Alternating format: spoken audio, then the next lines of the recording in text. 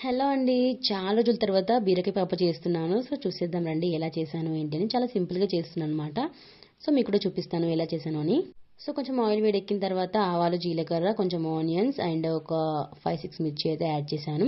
So, మిర్చి వేగిపోయిన తర్వాత కొంచెం అల్లం వెల్లుల్లి పేస్ట్ కూడా యాడ్ చేసేసుకొని అండ్ కొంచెం పసుపు కూడా యాడ్ చేసుకొని మనం ముందుగా నానబెట్టుకున్న పప్పునైతే యాడ్ చేశాననమాట. పప్పు ఒక 2, 3 మినిట్స్ వేగిపోయిన తర్వాత కొంచెం హాట్ వాటర్ అయితే వేస్తున్నాను పప్పు ఉడకడానికనమాట. సో, వాటర్ వేసిన తర్వాత ఒక 5 మినిట్స్ వరకు పప్పు బాగా ఉడకాలన్నమాట.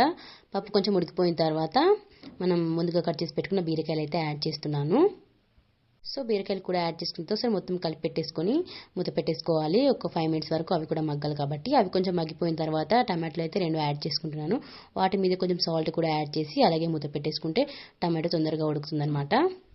సో, ఫైనల్‌గా అయితే మొత్తం ఉడికిపోయింది. ఆ వాటర్ అంతా ఇంకిపోయిన తర్వాత కొంచెం ధనియా పౌడర్, కొంచెం కొత్తిమీర కూడా యాడ్ చేసుకొని వీడియో చూసి వెళ్ళిపోకుండా కొత్తగా చూసే